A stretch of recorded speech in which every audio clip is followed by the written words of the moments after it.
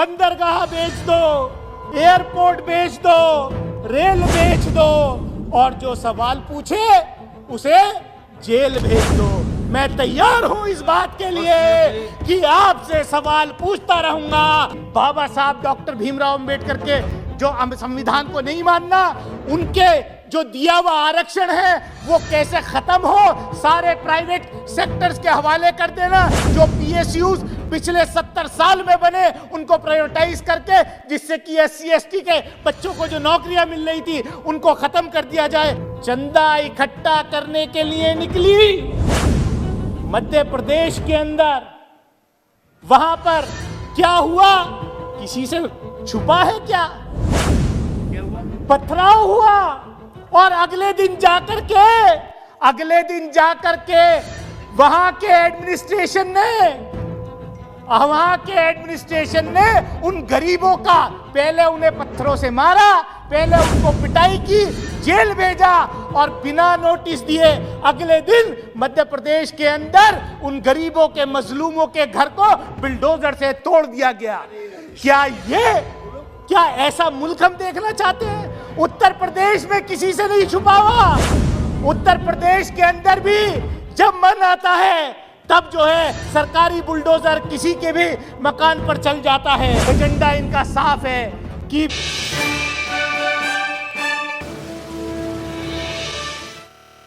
जब मैं यहां पर राष्ट्रपति जी के अभिभाषण पर बोलने खड़ा हुआ हूं, उस वक्त दिल्ली की तीनों सीमाओं पर हजारों किसान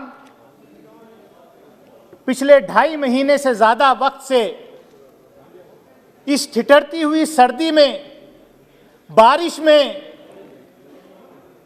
इस सरकार से गुहार लगा रहे हैं कि जो उनकी मांगे हैं, जो जायज मांगे हैं, उनको ये सरकार सुने। लेकिन बदकिस्मती इस बात की है कि सरकार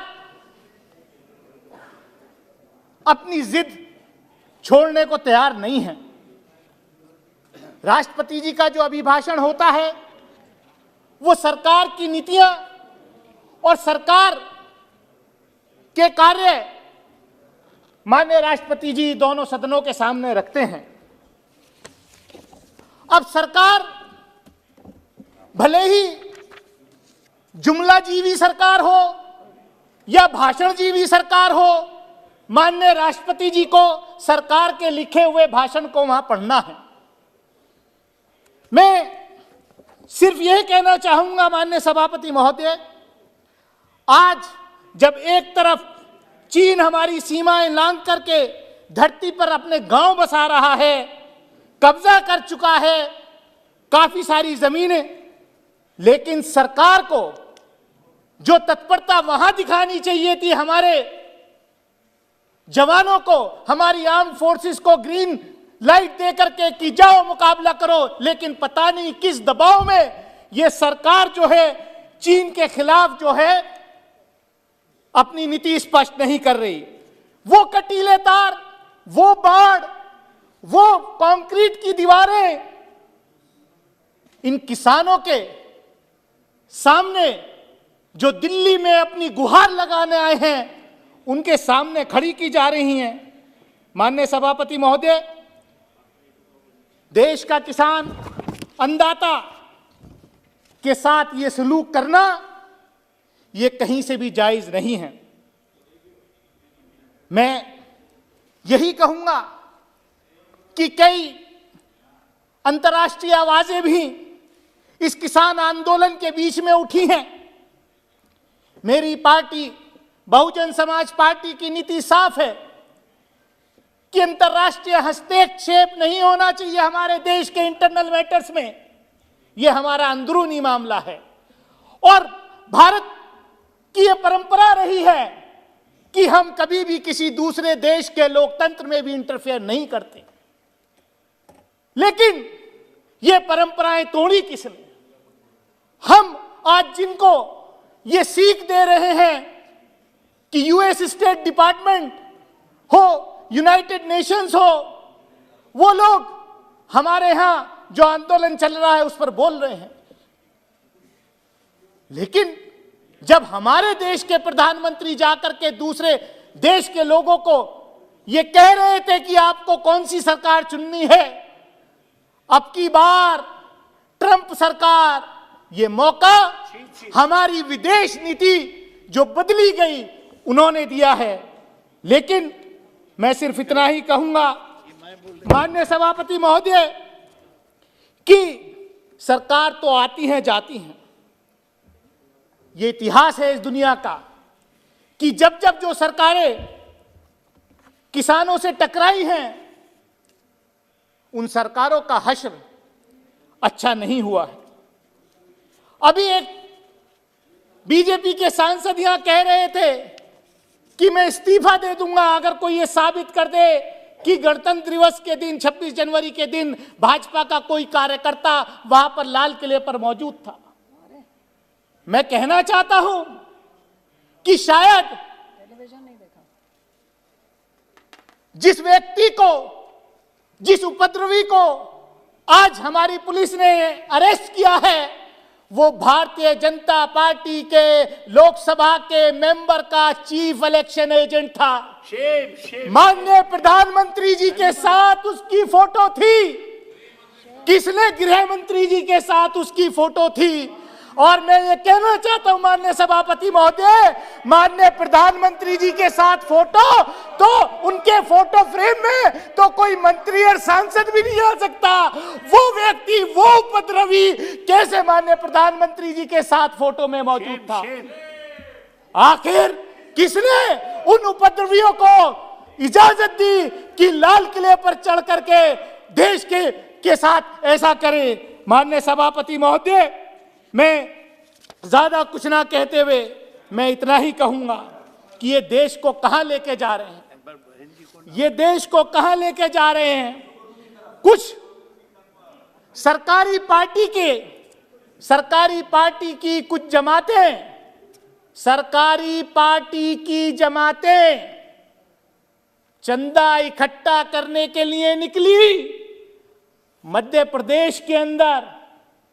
वहां पर क्या हुआ, किसी से छुपा है क्या हुआ? पथराव हुआ और अगले दिन जाकर के वहां के एडमिनिस्ट्रेशन ने उन गरीबों का पहले उन्हें पत्थरों से मारा, पहले उनको पिटाई की, जेल भेजा और बिना नोटिस दिए अगले दिन मध्य प्रदेश के अंदर उन गरीबों के, मजलूमों के घर को बिल्डोजर से तोड़ दिया गया। क्या ऐसा मुल्क हम देखना चाहते हैं? उत्तर प्रदेश में किसी से नहीं छुपा हुआ।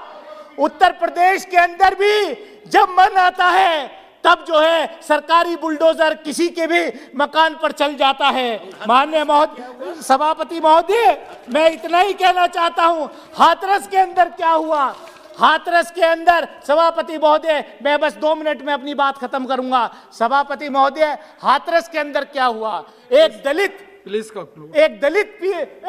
महिला के साथ, एक बच्ची के साथ जो घटना घटी, जो बलात्कार की घटना घटी। और ये कहते हैं, मुझे अफसोस इस बात का है, ये जिन महापुरुषों का नाम लेते हैं, चौधरी चरण सिंह जी का नाम इन्होंने कई बार लिया, लेकिन जब चौधरी चरण सिंह के पोते हाथरस के अंदर उस दलित महिला को न्याय दिलाने गए तो जयंत चौधरी, तो उनको लाठी और डंडों से पीटा गया।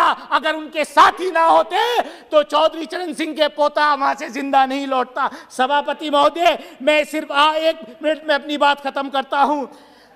अभी बजट आया, बजट के ऊपर एजुकेशन बजट में 6% की कमी की है। बजट ये सरकार मेरे ख्याल से चाहती है, इनका नारा है कि अगर पढ़ेगा इंडिया तो सवाल पूछेगा इंडिया।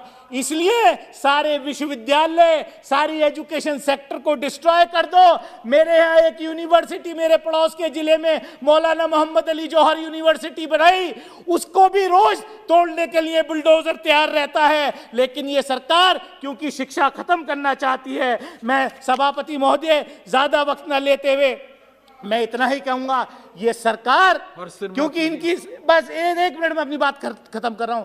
ये सरकार जो है, इन्होंने अपना जो है एजेंडा इनका साफ है कि बाबा साहब डॉक्टर भीमराव अंबेडकर के जो संविधान को नहीं मानना, उनके जो दिया हुआ आरक्षण है वो कैसे खत्म हो, सारे प्राइवेट सेक्टर्स के हवाले कर देना, जो पीएसयूज पिछले 70 साल में बने उनको प्रायोरिटाइज करके, जिससे कि SC/ST के बच्चों को जो नौकरियां मिल रही थी उनको खत्म कर दिया जाए। मैं यही कहूंगा आखिर में कि बंदरगाह बेच दो, बंदरगाह बेच दो, एयरपोर्ट बेच दो, रेल बेच दो, और जो सवाल पूछे उसे जेल भेज दो। मैं तैयार हूं इस बात के लिए कि आपसे सवाल पूछता रहूंगा, और जिन आंदोलनकारी किसानों को कहा कि वो आंदोलन जीवी है, मैं अपनी बात खत्म करता हूं।